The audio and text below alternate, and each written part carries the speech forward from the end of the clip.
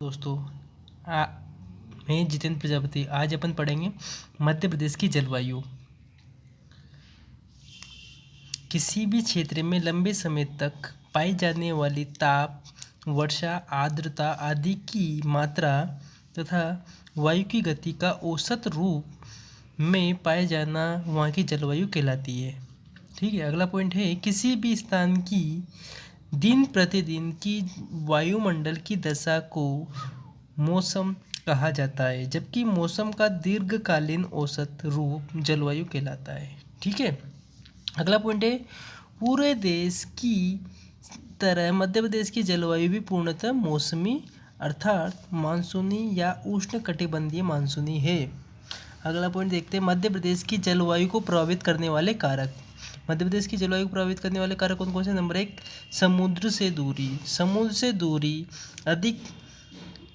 दूरी अधिक होने से तापांतर अधिक होता है। नंबर दूसरा पॉइंट, कर्क रेखा। कर्क रेखा के मध्य प्रदेश के बीच से गुजरने के कारण जून महीना सबसे अधिक गर्म होता है। अगला पॉइंट है, पर्वतों की स्थिति। विंध्याचल एवं सतपुड़ा पर्वत के कारण वहाँ वर्षा अधिक होती है, विंध्याचल पर्वतों के आसपास। नंबर चौथा पॉइंट है, भूमध्य रेखा से दूरी।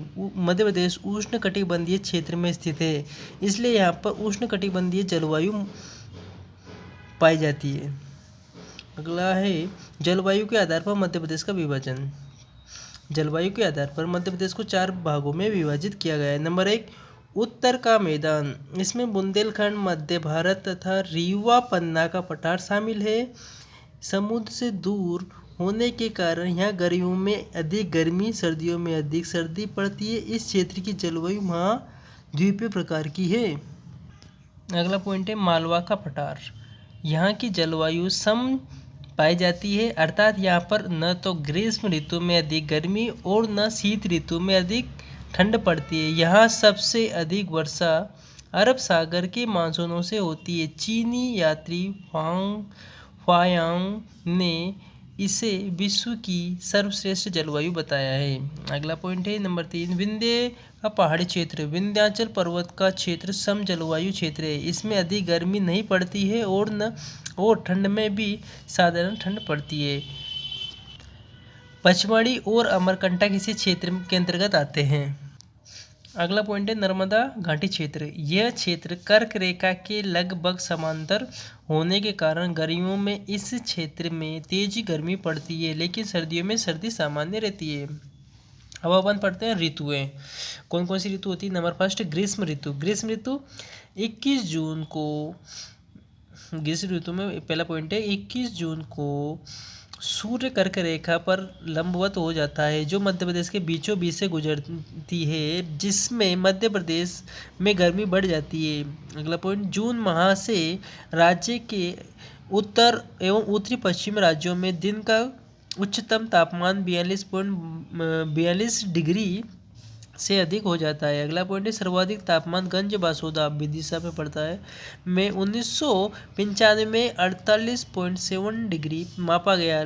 2008-12 में सर्वाधिक तापमान बड़वानी तथा 2013 में छतरपुर जिले के खजुराहो व नौगांव में दर्ज किया गया। अगला पॉइंट है, ग्रीष्म ऋतु में संपूर्ण मध्य प्रदेश में मई का महीना सबसे अधिक गर्म होता है, जबकि मार्च में दैनिक तापांतर सर्वाधिक होता है। इस ऋतु को उनाला भी कहते हैं। सितंबर अक्टूबर के समय प्रदेश के द्वितीय ग्रीष्म ऋतु पड़ती है। राज्य में न्यूनतम तापमान वाला स्थान शिवपुरी है, लेकिन वर्ष 2002 में सबसे कम तापमान उमरिया का रहा था। अब देखते हैं वर्षा ऋतु। जून मध्य तक पश्चिमोत्तर तक भारत में निम्न दाब के केंद्र बनना शुरू हो जाते हैं, जिसके कारण सागरों से हवा इस ओर चलने लगती है, जिनसे मध्य प्रदेश के विभिन्न क्षेत्रों में वर्षा होती है।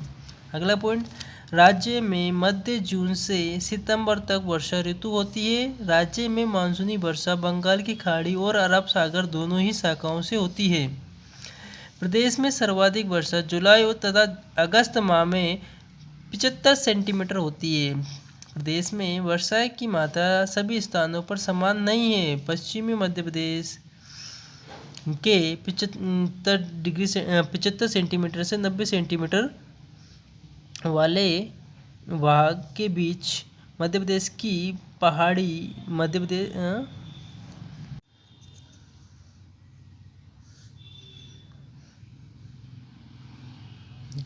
यहाँ प्रदेश में वर्षा की मात्रा सभी स्थानों पर समान नहीं है। पश्चिमी मध्य प्रदेश के 75 सेंटीमीटर से 90 सेंटीमीटर वर्षा वाले भाग के बीच महादेव की पहाड़ी पर 150 सेंटीमीटर वर्षा होती है।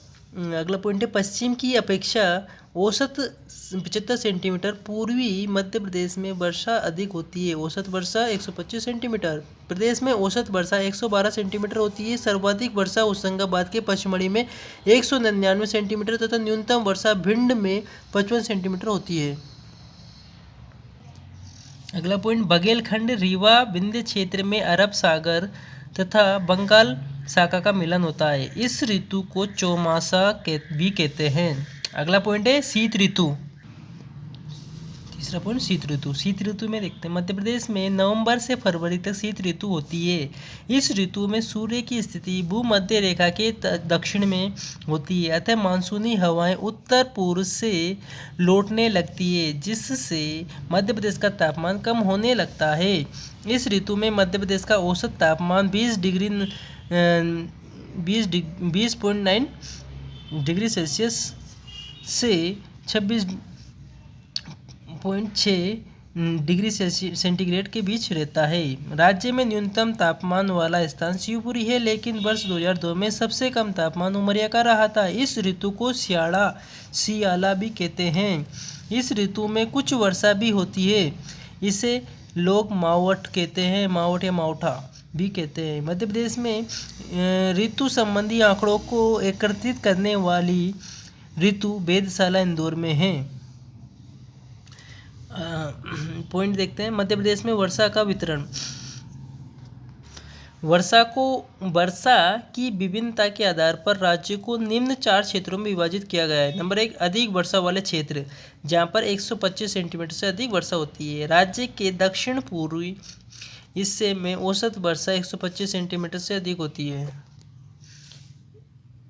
इस क्षेत्र में स्थित पचमढ़ी, महादेव पर्वत, मंडला, सीधी तथा बालाघाट में अधिक होती है।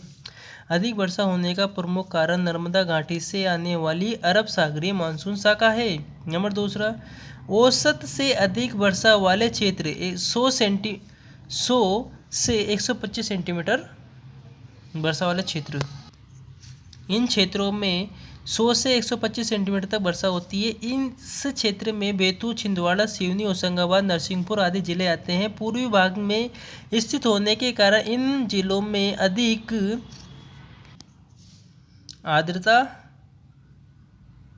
होने से अधिक वर्षा होती है। मतलब पूर्वी भाग में स्थित होने के कारण इन जिलों में अधिक आर्द्रता होने से अधिक वर्षा होती है। नंबर 3 पॉइंट, औसत वर्षा वाले क्षेत्र, जहाँ पर 35 सेंटीमीटर से लेकर 100 सेंटीमीटर वर्षा होती है। इस क्षेत्र में औसत वर्षा 75 सेंटीमीटर से 100 सेंटीमीटर के बीच होती है। प्रदेश में उत्तर पूर्वी जिले इस क्षेत्र में आते हैं। मध्य उच्च पठार, बुंदेलखंड का पठार, रीवा पन्ना का पठार में औसत वर्षा होने का कारण वायुमंडलीय आर्द्रता का कम होना एवं क्षेत्रीय स्थलाकृतियों का प्रभाव। नंबर 4 पॉइंट, कम वर्षा वाले क्षेत्र 50 से 75 सेंटीमीटर। राज्य का पश्चिमी क्षेत्र निम्न वर्षा वाला क्षेत्र है, जहां औसत वर्षा 50 से 75 सेंटीमीटर होती है। दक्षिण पूर्वी मानसून यहां तक पहुंचते पहुंचते आर्द्रता रहित हो जाता है, इसलिए इस क्षेत्र में न्यून वर्षा होती है। राज्य के नीमच, मंदसौर, रतलाम, धार, झाबुआ आदि इस क्षेत्र के अंतर्गत आते हैं।